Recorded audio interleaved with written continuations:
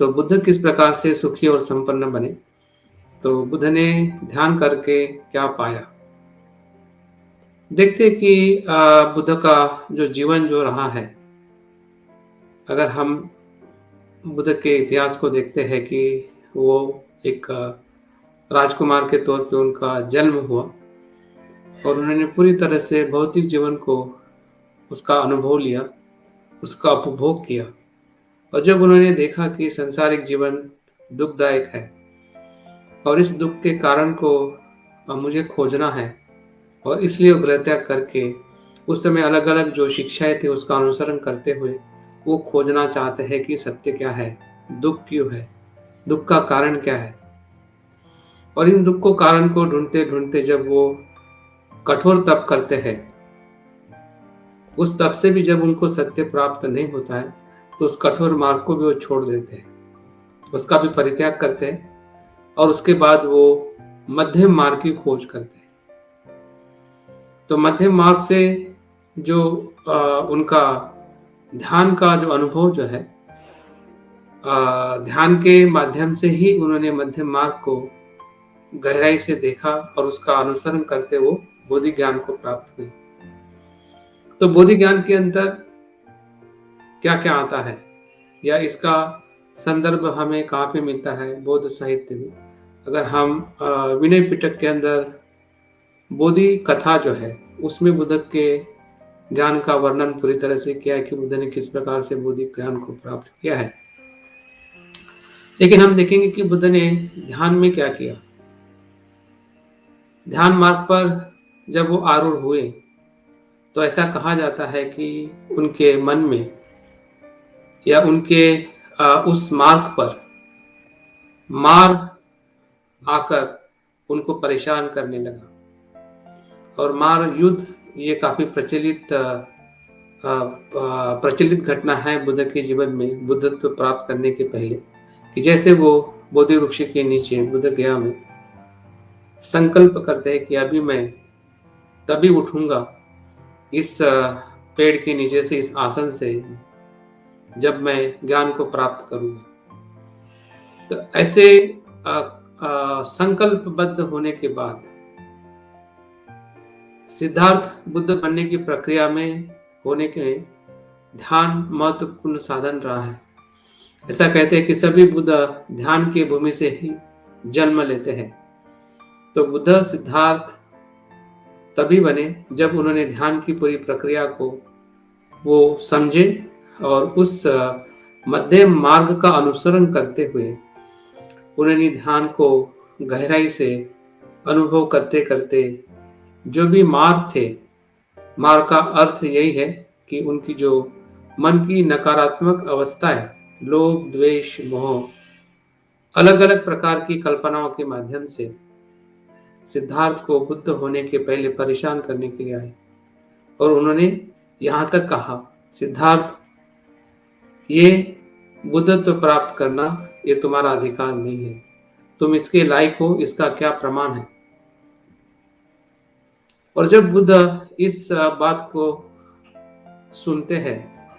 मतलब उनका वो नकारात्मक मन होता है जो बुद्धत्व प्राप्त करने की तरफ जाना भी चाहता है और रोकना भी चाहता है। तो जो रोकने की प्रक्रिया जो है वो हमारे मन में आने वाले अनेकों विचार है जो अज्ञान, लोभ और द्वेष के कारण उत्पन्न होते हैं, और उसी को बौद्ध धर्म में मार, इविल्स कहा जाता है। तो जैसे वो मार आता है और बुद्ध अपने भीतर देखते हैं कि मैं सही में बुद्धत्व प्राप्त करने के लिए लायक हूँ, तब बुद्ध को सभी अपने पूर्व जन्म के किए हुए जो कुशल कर्म है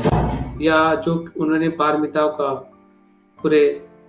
जीवन में उन्होंने आचरण किया था, उस आचरण को वो याद करते हैं और उस आचरण के कारण ही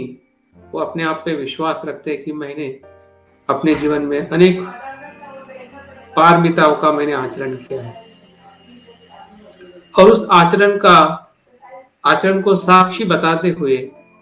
बुद्ध कहते हैं कि मार, मैंने पारमिताओं का आचरण किया है,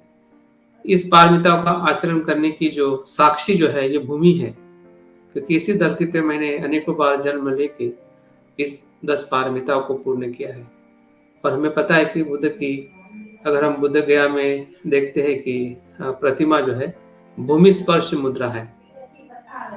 तो वो वही भूमि स्पर्श मुद्रा है कि जिस भूमि स्पर्श की मुद्रा को संकेत बताते हुए उन्होंने मार्ग पे विजय प्राप्त की। तो जैसे उन्होंने मार्ग पे विजय प्राप्त की, और जो उनको ज्ञान प्राप्त हुआ वो ही बोधि ज्ञान कहलाता है, और उस बोधि ज्ञान को ही बुद्धत्व कहा जाता है। और ये बुद्धत्व बुद्ध ने, जिसे हम तथागत बुद्ध कहते हैं, उन्होंने वैशाख पूनम के दिन प्राप्त किया। तो इस वैशाख पूनम के दिन जो ज्ञान जो प्राप्त किया है,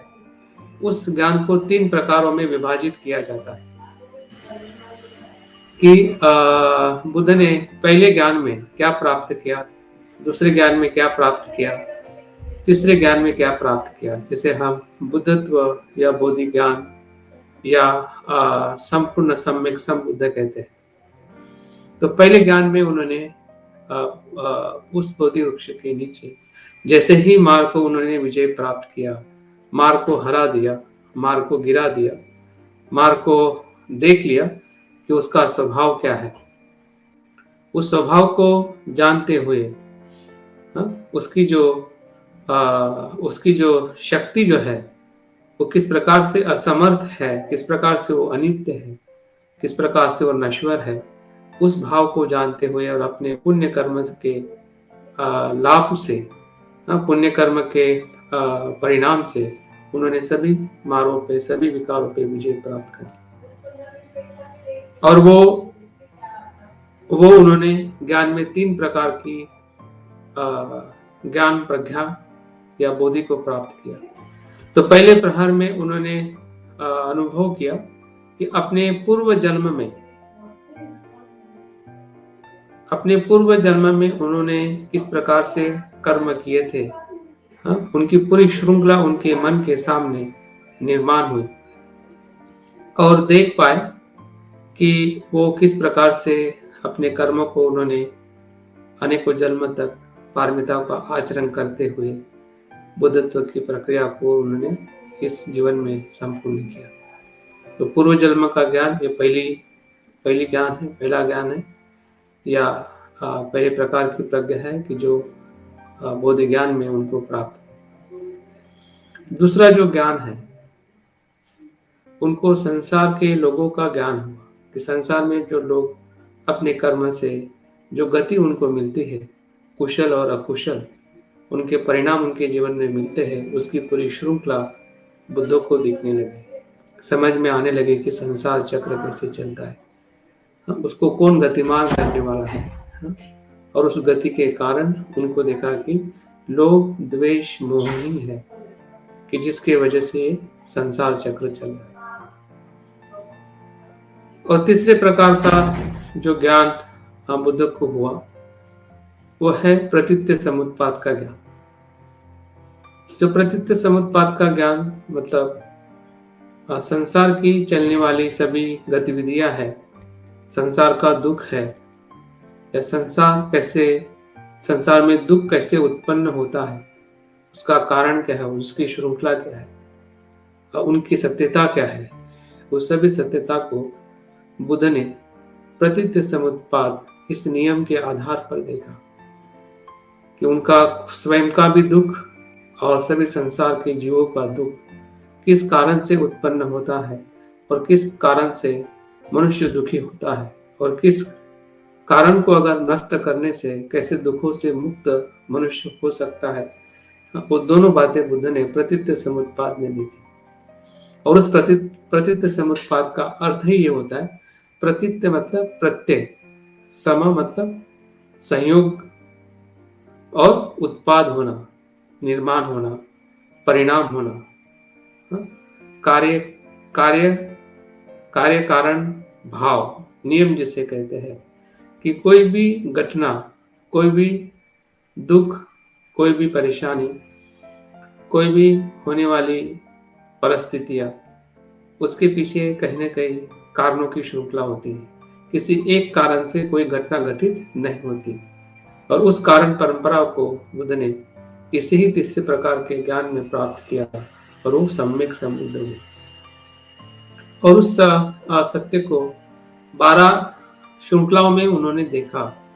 प्रतीत्य समुत्पाद की जो श्रृंखला है, जिसे हम 12 निदान कहते हैं, उस 12 निदानों में उन्होंने पूरी तरह से अंदर बाहर, हाँ, अपने भीतर सभी संसार के अस्तित्व में उन्होंने देखा और उसी प्रतीत्य समुत्पाद को आज के आधुनिक वैज्ञानिक जगत में जो अल्बर्ट आइंस्टाइन ने रिलेटिविटी, इस सापेक्षवाद इस सिद्धांत की स्थापना की है कि संसार में सभी घटनाएं सापेक्ष या कार्यकारण भाव से घटित होने वाली घटनाएं, इसका कोई बनाने वाला नहीं है, कोई क्रिएटर नहीं है। सभी घटना जो हो रही है शरीर के अंदर शरीर के बाहर इस संसार में सभी कार्यकारण भाव से हो रही है, उसका कोई रचयिता नहीं है। तो उन्होंने 12 चीजें देखी, जिसमें अविद्या से संस्कार होते हुए देखा, संस्कार से विज्ञान होते हुए देखा, विज्ञान से नाम रूप जिसे हम शरीर और मन कहते हैं। इसी शरीर और मन में हमारे 6 इंद्रिय उत्पन्न होते हैं, जिस 6 इंद्रियों से हमें स्पर्श होता है विषयों का, स्पर्श होने से हमें वेदना होती है, वेदना होने से हमें तृष्णा होती है, तृष्णा होने से उपादान होता है, उपादान का अर्थ है कि अधिक तृष्णा, उपादान होने से भव निर्माण होता है कि बार बार जन्म लेने की इच्छा, और भव की इच्छा होने से हमारा जन्म होता है और जन्म जहाँ पे होता है वहाँ पे जरा व्याधि मरण शोक दुख निर्माण होता है और अविद्या का नाश करने से संस्कार नाश होता है और इस प्रकार से दुख का नाश होता है। तो ये पूरी दुख होने की प्रक्रिया या दुख होने का असंपूर्ण कारण बुद्ध ने इसी प्रतीत्य समुत्पाद में देखा और इसी समुत्पाद की जो कड़ियां जैसे जैसे वो नष्ट करने लगे, अविद्या नष्ट किया तो संस्कार नष्ट हुआ, संस्कार नष्ट हुआ तो विज्ञान नष्ट हुआ और वैसे वो सभी दुखों से मुक्त हुए, सम्यक संबुद्ध हुए। तो बुद्ध की ये खोज जो है ये बहुत ही महत्वपूर्ण खोज है। आज के वैज्ञानिक सिद्धांतों में भी हम देख पाते हैं कि संसार उसी प्रकार से खोजा जा रहा है, उसका विकास करते हुए विकसित होते हुए हम देख रहे हैं कि संसार नित्य नहीं है, निरंतर वो बदलने वाला है, परिवर्तनशील है और हर एक परिवर्तन जो है किसी कारण और परिस्थिति से घटित होता है, अपने आप में कुछ भी नहीं होता है। इस प्रकार से बुद्ध कहते हैं कि जो प्रतीत्य समुत्पाद को देखता है, बुद्ध आनंद उनके जो भिक्षु थे उनसे वो कहते हैं कि आनंद जो प्रतीत्य समुत्पाद को देखता है